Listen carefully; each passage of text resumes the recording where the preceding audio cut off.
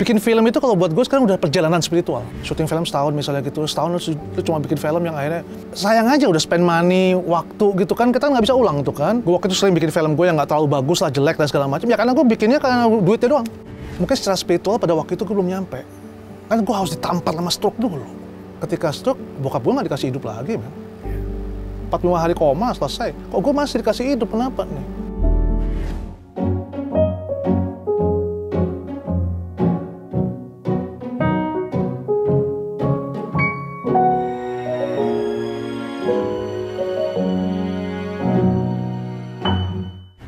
Cinta itu mempertemukan, cinta itu menyatukan, cinta itu memisahkan, bahkan kadang cinta itu meninggalkan. Tapi satu hal yang pasti, cinta itu punya kekuatan. Alvin in Love, cinta untuk semua. Sudah ada Rudy Sudjarwo, hehehe, keren, mantep kali ini. Sehat, Rud? Alhamdulillah. Alhamdulillah. Terima kasih. Kita mengerut aja ya, karena lebih asik gitu kelihatannya. Lebih asik. By the way, ada apa dengan Rudy? Bukan ada apa dengan cinta ya. Ada apa dengan Rudy? Karena judulnya Saat Menghadap Tuhan. Ngeri ya? Iya. Ada apa nih dengan Rudy ini gitu loh? Ini gue jawab apa? Jawab boleh. Sweet duck lagi. Ya kita kan secara usia kan emang udah harus lebih spiritual ya. Sebenarnya untuk pertama kali juga ini, sorry, gue pakai kacamata ini bukan so asik ya. Ini sebenarnya ada sebuah pernyataan yang berhubungan sama film gue. Saat Menghadap Tuhan ini. Nah, Saat Menghadap Tuhan ini sebenarnya untuk pertama kali filmnya bukan tentang gue. Gue marah sama Tuhan karena udah ngambil bapak gue. Orang tua itu manusia. Kita juga manusia. Kalau orang tua salah, guru salah, anak lari kemana? Ini film memang kita bikin karena menurut gue sih kegelisahan kita bersama ya, sebagai orang tua, sebagai anak, sebagai manusia yang dan kegelisahan ini tuh udah lama banget gitu, menurut gue terjadi di banyak kasus-kasus, tapi kalau kayak kita lewatkan begitu saja. Nah, pernyataan kenapa kacamata ini sebenarnya karena selama ini kita melihat tapi kita memilih untuk menutup mata dan memalingkan muka. Sebenarnya itu gitu. Kekerasan seksual, perundungan gitu yang hampir setiap hari ada terjadi gitu. Bahkan sekarang kekerasan seksual dari orang tua sendiri kadang-kadang bapak gitu ya. Yang makin lama kita makin gue sebagai orang tua ngerasa jadi deg-degan kan kita kan. Ini sebenarnya ada karakter kayak perundung, yang kemudian ada kekerasan seksual begini, kemudian ada korbannya dan segala macam. Ini sebenarnya salah siapa sih awalnya? Apa salah kita ya, orang tua pertama kali mendidik mereka ya, sehingga akhirnya dia tumbuh menjadi seseorang yang begitu ya? Atau terus kalau misalnya apa salah guru ya, orang tua sekolah ya, yang memilih untuk hanya mungkin menyebarkan kurikulum that's it, don't care about something else gitu. Maksudnya udah ini kelar, udah beres. Iya, maksudku jadi ini sebenarnya salah siapa? Karena kan oke, mereka tumbuh di keluarga kita, berkembang, tapi juga setengah hari mereka juga ada di luar sana kan, di sekolah dan segala macam gitu.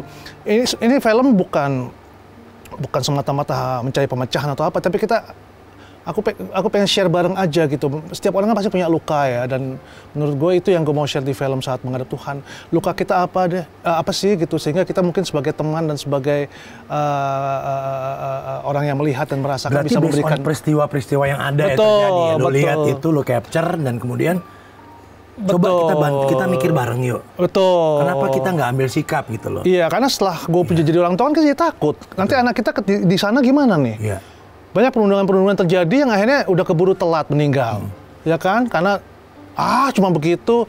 Ada kekerasan seksual yang dilakukan orang tua terhadap anaknya, bahkan di tetangga sebelah gitu, and then we decide untuk ini apa nggak ada pengaduannya kah? Apa nggak ada tempatnya kah? Mungkin kita nggak mau try to be heroes atau apa sih, cuman masa nggak ada yang bisa kita lakukan gitu loh. Dari lingkungan terdekat dulu misalnya. Betul. Ya. Kemudian lingkungan lebih luas lagi. Benar. Teman, sekolah, tempat kerja. Benar. Luas loh, banyak banget loh. Betul. Atau memang apa malu atau gimana gitu. Tapi kan yang penting kita harus memberikan ruang untuk ini bisa kita carikan cara gitu menurut gua yang karena gini bro, kalau bikin film itu kan udah ngeluarin miliaran ya. Betul. Sayang kalau kita mau bikin film yang yang hanya sekedar hiburan gitu. Enaknya kan kalau film itu memang bisa menjawab beberapa kegelisahan kita gitu. Bukan educate ya, tapi iya. menjawab ya. Betul. Dan itu harus bareng-bareng, nggak mungkin kita pemecah masalah. Ngajak orang kan sebetulnya kan gitu. Betul. Tapi sekarang memusim kan bikin film yang ngajak orang mikir gitu.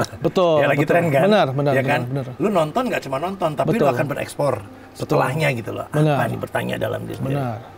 Ya. Oke, saya patah, kemudian primbon, terus kemudian ada ketika bila esok ibu tiada baru mau keluar. Ibu tiada akan segera keluar. Lalu ini saat menghadap Tuhan, seperti ada ruang khusus sendiri nih, Ruth. Yeah. Gue nggak bilang ini based on your own experience ya. Tadi kan lu bilang bukan, tapi kayak ada ruang sendiri yang lu gelisah sebenarnya ini gitu. Kegelisahan Sang Rudi Sudjarwo. Gitu. Ya, jadi ya lo tau lah, maksud kita kan udah berada di usia yang 50s up. Itu menurut gue kita nggak perlu malu, menurut gue kita harus something yang kita banggakan. Kenapa? Artinya kita banyak perjalanan yang udah kita lewati kan. Malah bless ya, malah betul. Dan menurut gue ketika saya patah ke sini sampai ke film ini dan film berikutnya, bikin film itu udah nggak kayak dulu. Kalau dulu kan kita bikin film asik nih, bikin ini ya. Bikin film itu kalau buat gue sekarang udah perjalanan spiritual. Keren. Yeah. Karena kadang-kadang ada yang kita bisa lakukan, tapi kita nggak bisa lakukan di luar film sehari-hari. Hanya bisa di film itu. Misalnya kita mempertanyakan diri kita, kayak saat menghadap Tuhan gitu ya. Kan banyak yang gue suruh pemain improv. Yeah. Find your own dialogue, lu ciptain buat gue, lu present ke gue rekam. Yeah. And see if gue approve gitu ya. Iya. Nah, nggak ada yang nggak sengaja, gue nggak nyuruh ya. Dia marah ke anaknya tuh kok, itu kayak gue dulu sama anak gue ya. Sebegitu jahatnya berarti menurut gue waktu awal-awal dulu kita lagi stres, anak gue bikin kesel gitu ya. Itu jadi kayak kita cerminan kita, akhirnya tanpa kita sadari itu menjadi film itu menjadi cerminan kehidupan kita gitu. Dan ketika semua orang ngasih hatinya, dengan kita sama-sama punya concern tentang subjeknya gitu ya, itu jadi lebih berasa menurut gue. Dan ketika gue bercermin begitu, gue jadi berarti gue harus tahan nih, gue nggak bisa gitu lagi nih. Anak gue udah gede, jangan jadi musuh gue nih, bahaya nih. Berarti gue harus bisa ngobrol. Mungkin cara marahnya nggak bisa kayak gitu. Kan tinggi udah nih, rendah udah, berarti harus ngobrol mungkin. Atau gimana? Jadi kita punya introspeksi sendiri. Semakin kaya pengalaman hidupnya. Betul, jadi perjalanan spiritual itu menurut gue juga penyembuhan buat diri kita. Gitu loh. Karena kan kita nggak bisa semuanya kita obrolin ke... Kita kalau in our age, mungkin circle kita juga semakin mengecil ya, bro ya. Betul. Maksudnya nggak yang dulu yang semuanya bisa kita ajak ngobrol kan. Nah artinya kan... Dengan sendirinya loh itu. Nah artinya kan memang film Saat Menghadap Tuhan ini menjadi salah satu yang menurut gue orang yang merasa dirinya atau merasa terwakili dengan peristiwanya atau kegelisahannya, menurut gue kita bisa bareng-bareng menjalani peristiwa ini, perjalanan ini menjadi spiritual banget. Menurut gue kita bicara spiritual ya, bukan religius loh ya. Spiritual. Jadi kan memperbaiki diri atau memperbaiki cara kita berikutnya atau introspeksi dalam arti misalnya mungkin diemin juga salah, karena diemin orang kan juga mungkin impact-nya beda dengan tapi mulut juga nggak boleh ini gitu. Terus kadang-kadang kan gini, ada banyak yang misalnya zaman dulu kita dimarahin kan, kita nggak pernah tahu kenapa, cuma taunya dimarahin doang misalnya gitu. Ketika kita mau nanya, bokap kita meninggal misalnya gitu kan. Nah itu juga takut gue terjadi ke kita gitu, yang at least kalau mereka salah mereka harus tahu why-nya gitu maksud gue. Dan itu yang kadang-kadang kita sebagai orang tua kalau zaman dulu tuh suka lupa kan. Yang penting nggak bener aja deh. Jelasin udah susah, kita repot. Nah kalau sekarang kayaknya udah nggak bisa kita gituin gitu. Memang benar-benar harus ngobrol gitu. Kadang kita mau ngobrol, Ruth.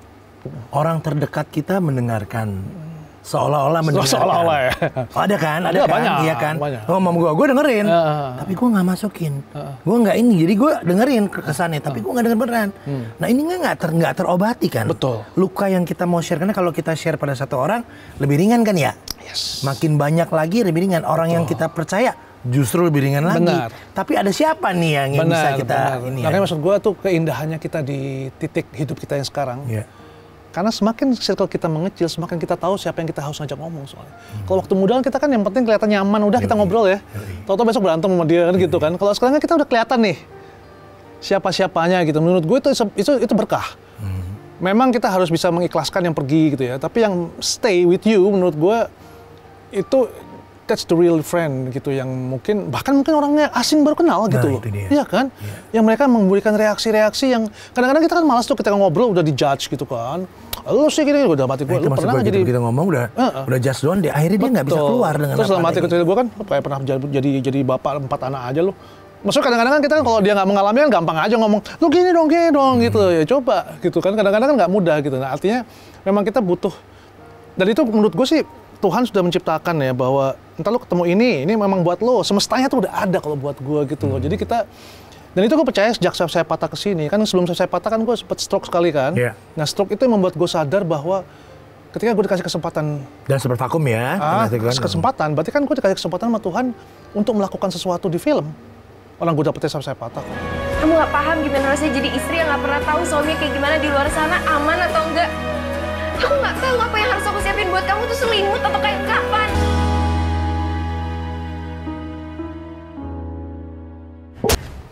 Terus gue langsung look back all my film gitu kan, 30 film gue sebelumnya gitu ya. Film apa aja yang benar-benar ini ya, penting gue bikin atau perlu atau segala macam gitu. Gue nggak mau buang-buang waktu lagi nih. Syuting film setahun misalnya gitu, setahun lu cuma bikin film yang akhirnya oke, udah sayang aja udah spend money, waktu gitu kan, kita nggak bisa ulang tuh kan. Alangkah bagusnya kalau memang yang kita bahas sesuatu. Lu nangkep kesempatan yang second chance yang apa creator kasih pada karena negara kita ini punya potensi untuk meremehkan hal-hal itu juga. Karena ini bukan hal yang sifatnya sebuah hal yang langsung terlihat. Iya, itu kayak padahal menurut gue kekuatan kita kan bangsa kita adalah manusianya. SDM. Nah, kalau manusia dari awal dari keluarga udah bener, atau at least orang tuanya kayak saya gue gitu yang tahu bahwa berarti gue harus menurut gue nggak ada istilah terlambat sih menurut gue ya. Karena menurut gue sekarang gue udah ngerasa terlambat, tapi menurut gue harus tetap gue jalanin gitu. Misalnya anak gue udah SMA, gue waktu itu udah banyak salah membesarkannya gitu ya. Tapi menurut gue, tapi tetap gue nggak boleh merasa terlambat nih. Kesalahan apa, Ruth? Ya misalnya kan kayak tadi itu reaksi-reaksi yang misalnya harusnya gue marahnya nggak begitu, misalnya harusnya gue nggak tinggi, harusnya ngobrol. Mungkin pada saat itu kan dia nggak ngerti gitu loh. Tapi karena kita udah dengan segala problematika orang tua gitu ya, sekeluarnya gitu kan. Nah, akhirnya kan kita sekarang sadar gitu bahwa ternyata misalnya memang kita harus bisa ngobrol dalam arti bahwa harus jadi teman mereka gitu kan. Kalau kata teman gue enak aja ngomongin lo ke teman, tapi memang harus begitu gitu. Nah kalau seandainya nggak bisa jadi teman kenapa? Apa gitu? Nah, itu pasti karena kita ngejudge terus. Oh jangan gini, itu kamu kok gitu teh, itu kok gitu. Itu kan yang bikin gak nyaman lu kan gitu kan gitu kan. Dan itu lukanya ada loh. Ketidakenakan, ketidaknyaman itu kan kerasa. Itu luka. Dan itu kan terus ada di situ. Betul. Dan menurut gue emang udah saatnya kalau kita udah film dan spend our time and energy gitu kayak sekarang saat menghadap Tuhan salah satunya ya. Saat menghadap Tuhan tuh berani gue bikin karena gue udah bikin Saya Patah dan Primbon aja film horor. Tapi sebenarnya itu bukan horor. I know. Buat gue. Itu maksud gue tadi kan transisinya pengen gue lihat tuh gitu loh. Itu sebuah kehilangan kan, menerima sebuah kehilangan dalam sebuah keluarga. Bener. Satu itu, dua, tiga, beng gitu loh. Iya, gue baru sadar. Itu yang gue lihat. Baru sadar gue. Itu yang gue lihat. Maka gue bilang, ini ada apa dengan Rudy? Makanya gue tadi pertama muncul tanya, ada apa dengan Rudy? Nah, gitu saat menghadap Tuhan itu, kebetulan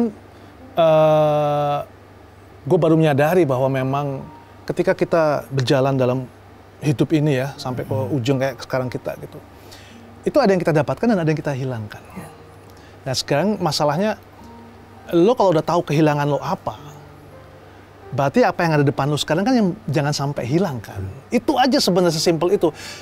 Luka pasti nggak mungkin orang ada yang hidup sampai umur 60 tahun nggak punya ada luka tuh impossible man, impossible gitu. Jadi menurut gue semua orang di studio ini bahkan di luar sana luka tuh ada mau sekecil apapun gitu. Mungkin gue sebagai sutradara pemarah di lapangan pasti ada luka gue dari kecil. Yang gue nggak bisa keluar ke bokap, nggak bisa keluar ke nyokap ya gue ke kru. Gitu. Gue nggak tahu ya, nggak tahu. Tapi luka itu kan enak kalau kita share kan, gitu kan. Dan menurut gue mungkin saatnya gitu saat menghadap Tuhan itu menjadi sebuah film yang bisa kita berbagi luka bareng-bareng. Mungkin lebih nyaman dan ringan jadinya gitu loh. Betul, lebih nyaman, lebih ringan karena kita share ya. Kita berbagi luka itu sendiri. Kita nggak berharap hilang lukanya ya. Iya, enggak. Ya kan, it will stay there pasti. Proses healing itu kan terus sampai kita ntar berpulang kan, sampai kita nggak ada terus itu. Itu proses hidup lah. Kalau lu bisa menyikapinya, lu dapat poin. Betul. Kalau lu nggak bisa menyikapinya ya lu akan stuck di situ itu aja. That's why you need somebody untuk bagi gitu kan. Tapi kan lu tahu kan kalau kita ngomong gini ke orang yang masih kita nggak bisa bilang spiritual ya, maksudnya dia belum mengalami apa yang kita alami dan ini ya. Bukan berarti kita so pintar ya. Betul. Oh lu, maksudnya gitu ya kan, pasti kan, karena padahal kita nggak so tahu atau so kita jago ahli spiritual kan nggak juga, tapi kan kita tahu apa yang kita alami dan kita yang ini maunya nggak gini kan gitu sebenarnya kan. Tapi lo tahu kan kalau kita ngobrol sama the wrong person, itu akan Anggapnya beda. reaksi itu Betul. akan. Gue suka banget lu tulis bahwa di dalam kegelapan itu tidak ada cahaya. Ya. Jadi siapa yang salah kalau cahaya itu hilang? Nah, nggak ada. Gitu. Betul. Gila itu Ruth, keren banget. Anjing. Yang salah siapa ini kalau cahaya itu bisa nggak ada gitu loh? Gue ngomong anjing di sensor ya? Nggak apa-apa. Oh ini bodo amat. Heeh. Ya bukan TV lagi. Guguk juga boleh, nggak boleh. Bebas. Iya. Ya kan? Siapa nih yang salah kalau cahaya itu bisa sampai hilang gitu? Ini kan buat kita sadar kan? Iya, dan apalagi Reminder. apalagi zaman sekarang kalau kita feeding the sosmed ya. Ya. Baca satu kalimat yang nggak enak di hati aja udah cahaya kita hilang sedikit. Atau apapun gitu kan easy banget kita kan. Ada perasaan nggak enak, ada perasaan itu. Nah, sebegitu gampangnya hari kita tuh hancur hanya karena satu kalimat itu kan. Satu kata itu gitu. Ini newborn Rudin. Padahal zaman dulu mulut gue yang Tapi kan orang boleh berubah dong. Oh iya dong. Kalau gue akui bahwa Iya. gue penuh Sorry. ketidaksempurnaan udah jelas gitu. Thì menurut gue belum telat untuk memperbaiki untuk better gue harus gitu karena gue punya anak 4 ya kan. Terus gue juga harus banyak ya. Banyak. Dan menurut gue tanggung jawab kita jadi lebih besar gitu loh untuk tidak boleh salah langkah lagi karena kan ya kalau Tuhan udah kasih kesempatan kita waktu itu pasti hanya untuk memperbaiki. Oke, lu sama anak lu gimana sekarang? Si kecil nih. Yang paling kecil ini kali nggak bisa diem-diem ini. Lagi. 2,5 tahun paling kecil paling gede SMA kelas 1. Ya. Nomor 2 mau masuk SMA. Nomor 3 masih masuk SMP. How you manage? Ya gue udah gini. Dulu awal-awal biasalah kalau kita emosi kita masih marah, masih ini segala macam. Kalau sekarang ketika mereka udah paham lebih dari kita, karena informasi dari online segala macam dan pelajaran di sekolah udah nggak kayak zaman kita kan. Jadi sekarang udah bisa, kalau berdebat biasa aja. Tapi kita jangan sampai kayak kita paling bener. Karena udah merasa paling bener tuh kan, menurutku di sekolah juga harusnya gitu. Ketika anak kita, ini gue meninggal dikit ya. Jadi, gue kenapa sadar bahwa ternyata memang nggak cuma orang tua dan keluarga, bahwa sekolah tuh juga menjadi tempat yang penting anak kita menjadi seperti apa. Karena zaman sekarang sekolah tuh dari jam 7 pagi sampai jam 3 sore. Betul. Kalau ada hal-hal yang bersifat benar-benar bisa menimbulkan sesuatu yang lebih parah, itu pasti di sekolah juga peranan gitu. Misalnya, makanya sekarang anak gue taruh di sekolah yang tidak mengejar nilai, bro. Oke.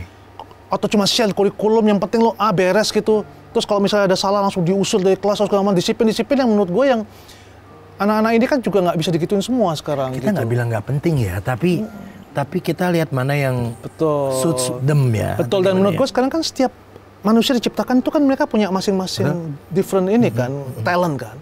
Menurut gue udah nggak bisa dipukul rata. Semua nggak bisa. Menurut gue emang harus tailor. Harus dikasihkan ke setiap anak-anak ini kalau emang serius mau mendidik bangsa gitu maksud gue. Ya itu salah satu kegelisahan gue bahwa ketika kita belajar dari guru yang tepat, nggak harus sekolahnya yang wow gitu ya. Gurunya dulu deh. Kalau gurunya udah bener, ini anak pasti bisa balance nih, enak gitu. Nah itu terjadi di anak gue gitu loh. Beberapa kali gue pindah sekolah, akhirnya masuk ke sekolah yang menurut gue gurunya itu tepat. Dia melihat potensi setiap anak, passionnya apa, dan dia berusaha misalnya anak itu punya kekurangan kepercayaan diri kayak anak gue yang pertama punya kekurangan kepercayaan diri, ditaruh di posisi yang sebuah simulasi di mana dia akhirnya mau nggak mau speak out tanpa merasa terpaksa. Dan bisa karena terbiasa akhirnya. Speak up-nya karena dia mau cerita kan? Betul. Itu dia gitu, bukan bukan karena harus, ya kan? Nah, ketika gue menyadari itu, makanya gue syutingnya juga di sekolah yang itu gitu loh. Yang ini kan gue pakai tempat itu gitu. Bukan dari sekolah lain salah ya, enggak juga gitu kan. Di situ dipanggil kakak guru tuh. Bukan Bu, Pak. Tetap respect. Tapi kakak, artinya jarak itu kita supaya lo bisa ngobrol segala macam kan. Terus dia melihat setiap anak tuh yang gue bilang sama lo, potensinya tuh diangkat, dieksplor banget segala macam. Kalau memang ada yang harus di warning segala macam ya kita tetap di ini gitu. Tapi udah begitu caranya. Menurut gue tuh emang harus gitu, nggak bisa kayak robot. Dikasih tahu nggak suka, bagus nggak bagus, bisa nggak bisa lo pokoknya gini aja. Lingkungan gimana, Rud? Itu pengaruh banget. Tapi kan yang dua nih major nih. Betul. Ya kan, kalau lingkungan sih menurut gue kita nggak bisa selalu kita kontrol ya kalau lingkungan ya. Artinya emang dari keluarga sama ini yang harusnya bisa membuat mereka pas di lingkungan yang lebih lebar lagi mereka akan tahu right or wrong. Betul. Tapi gue udah bilang, gue juga mini gue sempet ngobrol panjang lebar bahwa kita nggak bisa terlalu jagain mereka juga. Ketika mereka make mistake ya let it be. Mau gimana lagi kan? People make mistakes iya. Jadi emang harus kita pasrahkan gitu. Karena gue dulu menyadari juga waktu kita terlalu jagain, guenya ya sebagai anak cowok waktu itu ya sendirian itu kan kita terlalu jagain, nah giliran gue lepas di luar tuh nggak ada perasaan takut bikin kesalahan besar jadi. Jadi kayaknya nggak apa-apa nih, nggak taunya fatal kan, you know. Karena lu kan gitu, fatal. ya kan gitu. Ada luka tersendiri nggak dari seorang Rudi Sudjarwo yang pernah you have been through gitu? Karena gue lihat bahwa proses lu banyak banget, men. Banyak prosesnya. Ada luka apa yang bisa kita share untuk kebaikan kita semua gitu loh ya gitu. Ya kalau temen gue tuh ada salah satu temen yang lu kenal juga, gue nggak sebutin nama, dia bilang gila Rud, sampai nyalamin gue karena kehidupan lu gila. Nah itu maksud gue. Nah, padahal gue juga nggak niat begitu kehidupannya, tapi gue nggak tahu alangkah gue gitu. Kerasnya ada, semuanya ada. Jadi semua gitu. Mungkin gue nggak ngerti apa ya awalnya, tapi bahwa kita merasa bahwa kita ada luka yang mungkin hubungannya dengan perasaan aja bahwa gue selalu merasa underdog aja all my life. Gitu loh.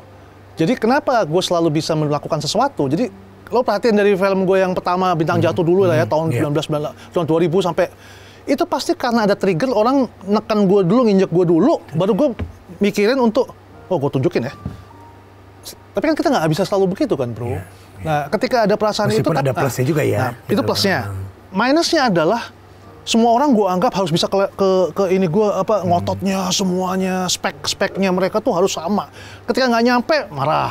Ketika nggak nyampe harus sama sama lo gitu. Padahal nggak fair. Kan baru aja gue ngomong tadi, orang beda-beda. Iya kan? Itu kedua. Terus ketiga,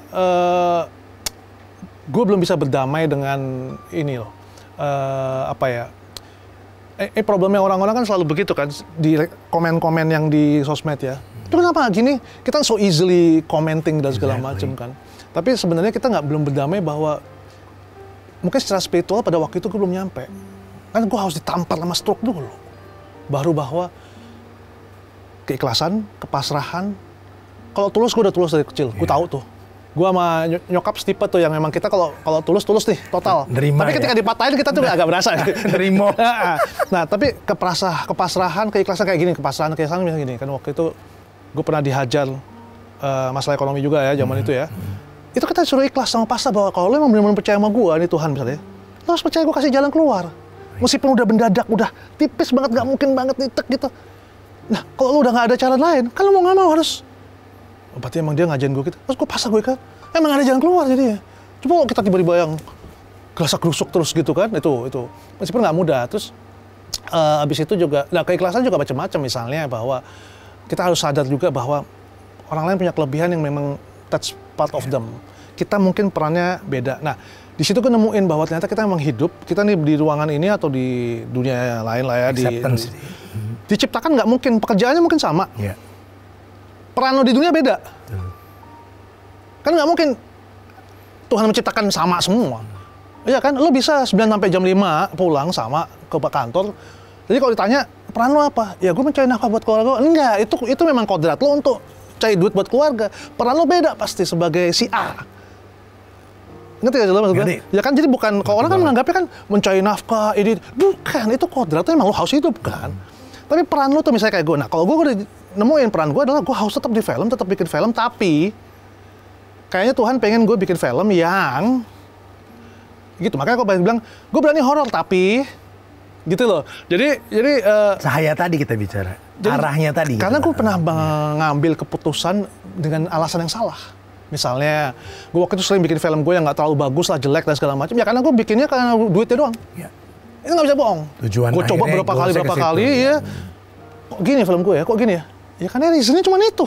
Ya dapetnya itu. Iya dapetnya itu. Jadi ya ketika lo hidup dengan alasan yang salah, mengambil keputusan dengan alasan yang salah, menurut gue that's it man. Jadi menurut gue mau kita ngomong gini paling bener. Tapi ketika keputusan kita berikutnya salah, ini salah lagi kita ngomongnya. Jadi menurut gue yang penting itu emang apa keputusan yang kita ambil berikutnya, itu yang paling kunci. Setelah lo stroke, apa yang berubah dari lo, Di? Bahwa hidup ini nggak ada di tangan lo sama sekali. Lo sering nyelam kan? Nyelam lo di bawah lo tahu kan, kepasrahan lo kayak apa. Wah kita ada. Jadi lo nggak bisa. Beda sama di atas lo ya. Di atas oke, tapi kan lo masih bisa. Tapi di dalam, ketika kita udah, lo udah harus, udah pasrah. Nah, menurut gue itu sih bahwa ketika stroke, bokap gue nggak dikasih hidup lagi, man. 45 hari koma selesai. Kok gue masih dikasih hidup, kenapa nih? Apa gitu? Udah gitu kawin lagi, punya anak lagi kan? Artinya kan maksudnya itu hal yang berarti dia nggak cuma mau ngasih kesempatan, dia mau gue melakukan sesuatu nih, gue dikasih kehidupan lagi, ya kan? Tapi apa? Karena kita harus cari, berarti gue dikasih peran nih, apa nih gitu loh. Terus tiba-tiba ada hati kita, nurani kita yang menolak-nolak kalau misalnya kayak ada ajakan bikin ini, bikin itu, ada penolakan. Mungkin kali ini nurani gue harus gue ikutin. Duit kan ini ya? Iya. Iya sih? Akal pikiran kamu Iya gitu kan? caranya ya. Kadang-kadang waktu itu kan kita panik, karena kita lagi seneng ini, lagi ini, duit depan jebet gede, ya udah hajar. Tapi kan nggak ada ini berarti. Nah kalau sekarang Tuhan pengen Ruth, pokoknya sekarang gue seleksi nih, udah kayak semestanya. Jadi gue mau paksa ketemu sama orang pun, kalau udah diseleksi, itu orang nggak bakal deal sama gue tetep. Projectnya mau salaman 40 kali, tetep aja nggak jalan filmnya. Wow, chapternya keren. Ya kita udah buktikan, terus berapa kali dikasih sama keluarga gue. Memang mesti dapetin dulu, lewatin dikasih dulu. Tanda betul, misalnya, udah lo percaya sama gue, ternyata bener deng. Jadi, lah kalau udah berapa kali begitu, kita udah percaya aja bahwa ada beyond ini. Kalau ada orang yang, kan ada teman-teman kita mungkin sebagai bersangka yang nggak percaya sama Tuhan atau nggak percaya sama kita, percaya juga nggak rugi kok lo. Iya. Sama karma kan ada yang nggak percaya selamanya. Percaya nggak rugi, karena itu jadi waspada kita. Iya kan? Awareness. Ya iyalah, gitu. Apalagi kita believe in that gitu loh ya. Iya pasti ya, itu apalagi, wow. Banget. Keren Ruth. Mudah-mudahan. Mental health, ini isu kayaknya yang gitu ya. Iya, iya. Ini kita lawan atau kita rangkul? Rangkul lah bro. Dalam konteks apa dulu nih? Kalau misalnya pribadi, misalnya pribadi kayak yang ada mental health, secara pribadi kan dia maunya harus lawan nih. Oke. Nah. Kalau menurut gue gini, itu nggak bisa satu sisi sih ngelihatnya kalau menurut gue. Jadi ketika kita dikasih kesadaran-kesadaran dan pencerahan-pencerahan dengan peristiwa-peristiwa yang ini kan mental health kan? Yang cukup brutal ya kalau menurut gue. Karena video gue, teman-teman gue bilang, semua peristiwa itu semua sudah lo lalui, Ruth. Sukses pernah, lahir kaya pernah, miskin gak ada duit pernah, ya kan? Emang lu pernah gak ada duit? Nyakitin orang pernah ya? Ya kan pokoknya semuanya udah, ya, pokoknya borok-boroknya manusia udah semua. Itu, nah terus, tapi kan akhirnya tahu kita bahwa tadi itu menurut gue, ketika memang ada hal-hal yang gini, yang gue pernah bikin film, duit ada, semuanya punya, tapi yang gue lakukan itu sebenarnya nggak ada gunanya. Artinya apa? Lo nggak tahu purpose lo. Misalnya, gue ada 20M, ada tuh waktu itu ya 20M hilang gitu aja. Gue beli barang-barang nggak penting, orang gue nggak tahu waktu itu mau ngapain. Jadi it's not about the money menurut gue. It's about lo peran lo ini, lo tahu nggak purpose lo apa sih di dunia ini, sehingga ketika lo ada 20M, lo tahu 20M lo buat apa gitu. Gue 20M waktu itu buat beli alat musik, gue jual lagi akhirnya. Ngapain nyoba alat musik ngempen? Enggak, asik aja gitu udah keluar. Dijual, pernah jualnya hancur. Ya karena kan udah ada online sekarang, tinggal beli aja kan. Tahu-tahu ada sini datang bawa box gitu kan. Terus gue bilang, saya kira 20M loh mas, 20M loh, bukan 20.000, bukan 20 juta loh. I know, gila. Bes, artinya kan Tuhan ngasih tahu, lo gue kasih 20M, lo nggak pakai dengan bener, jadi gini. Gue sampai bilang sama ini gue, you can nothing akhirnya. Kok gue bisa nggak berasa ya? Invest kayak apa kayak, gue bisa aja sebenarnya. Beli rumah kayak, enggak loh. Gila loh, artinya memang at the end of the day bahwa itu bagian dari mungkin terapi kesehatan mental gua gitu loh. Memang gua harus nemuin dulu purpose-nya, sehingga lo kayak lo keluar dari rumah lo tahu mau kemana, lo mau ke Trogong ya udah lo kan tahu jalannya ke sana gitu loh. Jadi kalau ada seseorang di antara kita atau keluarga gue atau keluarga lo segala macam yang seolah-olah nggak punya goal dalam hidupnya, kan banyak juga gitu ya. Bukan berarti mereka mungkin nggak punya goal, mungkin mereka udah tahu purpose-nya apa. Purpose-nya ya akan menjadi, bisa aja purpose itu ciptakan Tuhan untuk kita bercermin bahwa ada orang kayak gitu. Kok bisa ya? Kan biasanya gitu kan. Kita orang kan cerminan kita sebetulnya. Betul. Supaya kita nggak gitu kan ya. Iya. Jadi kalau orang itu kan ada yang, kok nggak mati-mati dia? Kan maksudnya ada, kok nggak miskin-miskin ya? Kok kita ada yang miskin, kenapa nggak dia ya? Ya itu mungkin kita agak gemes tuh. Anjir dia orang, padahal dia jahat loh. Kita tahu dia jahat banget, tapi cik dapat terus rezeki dari Allah kayaknya. Oh kita kok susah. Itu cross in our mind. Ternyata, ya memang diciptakan untuk kita bisa bercermin bahwa, tapi kan dia begini. Tapi gini, ada teman gue yang luar biasa, udah deh lo gedungnya udah lebih banyak lah dari ini segala macam, duitnya banyak ya, nggak pernah pulang ke rumah. Happy nggak? Nah sekarang akhirnya mendefinisikan itu sekarang. Ketika kesehatan mental gue itu makin agak lumayan, ketika gue bisa mendefinisikan kebahagiaan itu apa akhirnya. Kalau waktu itu kan sukses. kayak kita bisa dapat apa aja. Wah, gue bisa dapat lebih cakep. Si kata. Wah, ini kan dulu kan gitu kan. Iyalah. Selalu ada. Wah, ini bisa nih. Binder. Selalu ada dikasih ruang ya. Bisa, lu bisa dapat apa aja tinggal duduk doang. Rudi Sudjarwo gitu lah. Nah, kalau sekarang kan udah ketika lu tahu bahwa ternyata kebahagiaan gue tuh cukup dengan dikasih kesempatan kedua sama Tuhan. Sama gue menemukan apa yang gue tahu, yang gue mau, dan peran gue tuh sebagai sutradara nih, sutradara yang kayak apa, yang bisa memberikan apa sih manfaat gue ada sebagai sutradara nih buat orang. Gue nggak yang bikin film hiburan nggak apa-apa kan, sebenarnya kan ini hiburan sama Gak ada yang aja. salah, silakan masing-masing. Emang hiburan kan, tapi kan gini, dalam sebuah film itu karakter-karakter dalam film itu kan semua mencerminkan manusia-manusia yang nyata kan. Dan itu kan melewati dan menghadapi kejadian-kejadian kehidupan kan. Jadi sebenarnya pasti semua film pasti akan ada manfaatnya sebenarnya gitu. Cuman kalau gue lebih kegelisahan yang memang di sekitar gue kalau gue gitu loh. Jadi gak kejauhan-kejauhan amat supaya gue bisa ada gunanya buat gue juga. Karena diasah dalam kehidupan kan. Iya. Makanya lu capek proses chapter ini gitu. Tapi dibilang nggak sih? Mau nggak boleh. Kan props dong. Cuma tutupnya ajaib amat sih pakai tutup tuh. Nah, ini kan, itu legend banget loh. Itu kan itu lama itu ini vintage loh. Asli rumah gue masih ada. Dan ini yang paling benar karena yang baru-baru tuh kadang-kadang malah Yoi. iya. Melamin lagi. Itu dibahas juga. Nggak penting banget. Blok aja. Ini kan chapternya lu dapat ke sini. Gue tertarik waktu lu bilang gini nih. Pada saat masuk ke scoring, finishing post. Kapan lu ngomong ini? Gue ngomongnya kapan? Ada deh. Iya, oke. Waduh. Emang gue nggak riset. Oke. Gitu loh. Terus lu bilang lu diemin dulu tuh. Berapa lama? Lu nggak mau supaya lu netral, men. Iya. Buat gue itu keren loh. Kan kita maunya info, Betul. karya. Betul. Tapi lu biarin dulu nih, biar lu lihat nih, biar netral. Betul. That's what you did kan? Itu Yes. Dan gue melakukannya lebih lagi sekarang saat menghadap Tuhan. Kan gue syuting dulu yang sama lo itu kan. Itu kan udah sebulan gue syuting selesai itu, udah ngedit selesai itu.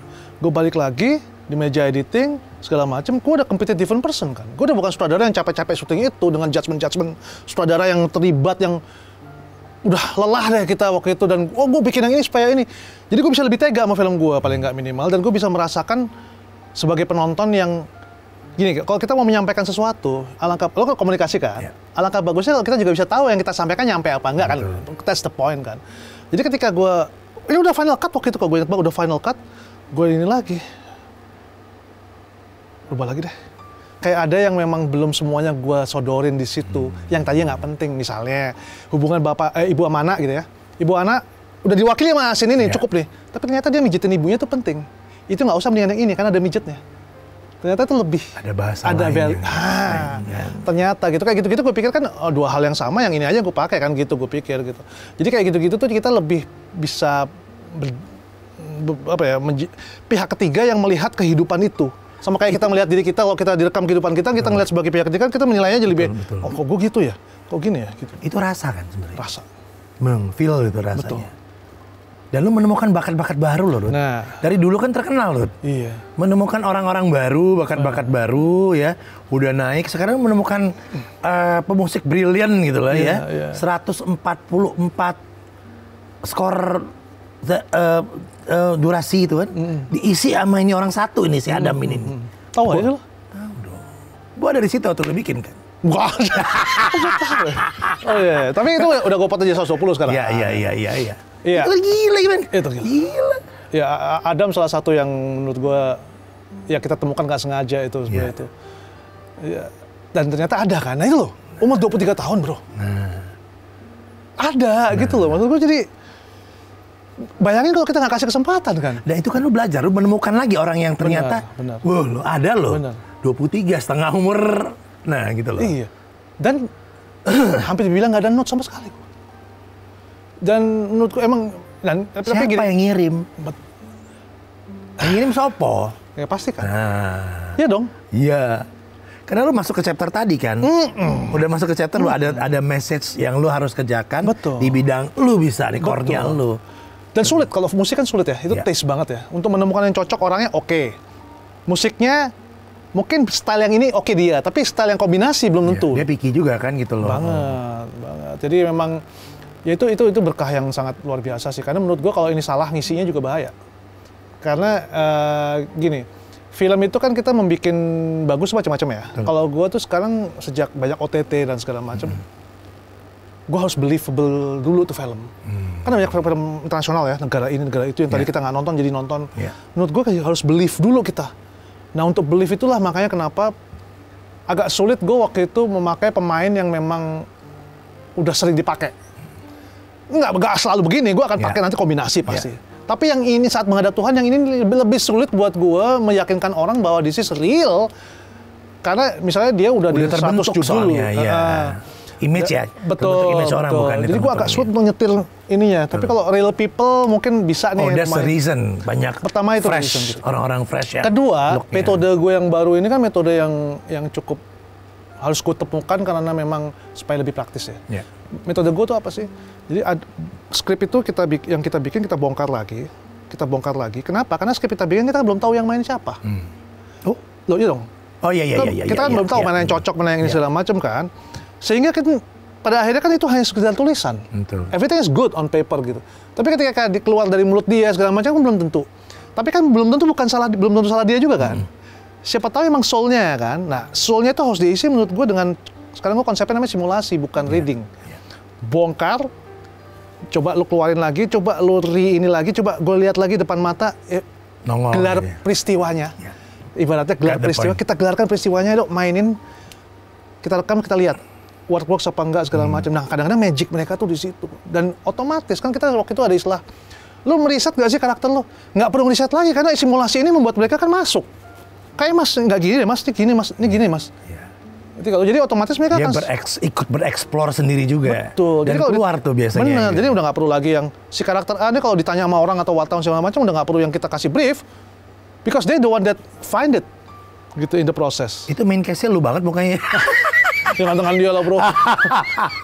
Nggak tipikal ini Rudy banget. Dan dia good saxophonist banget. Iya, keren tuh, keren banget. Iya, karena ya itulah kita bilang tadi ya. Tapi masih kan nonton film silat lo? Hah? Silat? Masih dong. Tapi kan udah berkurang choice-nya yang kita tonton. Kalau dia nonton dulu Tilung, Fusen, David Chiang. Ya kan dulu kan gitu tuh. Ya, dulu itu. Gue juga nonton Chen Guantai sama men. Iya, Chen Guantai gitu. Lolie gitu kan. Chen Sing udah almarhum. Iya. Baru. Itu yang bikin lu pengen main banget. Cinta film gitu kan. Hah?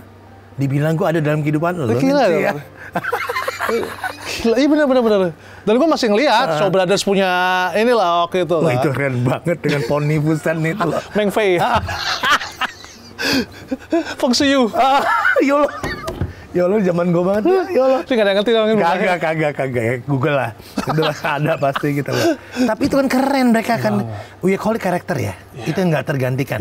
Kayak Chen Guantai lo dia pasti image-nya ini jahat atau apa. Itu karakter yang nggak tergantikan. Lolia Ramadan ya?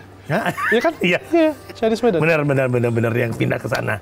Nah tapi ini yang gue lihat dari lu menemukan talent itu dan lu lihatnya karakter ya, Bang.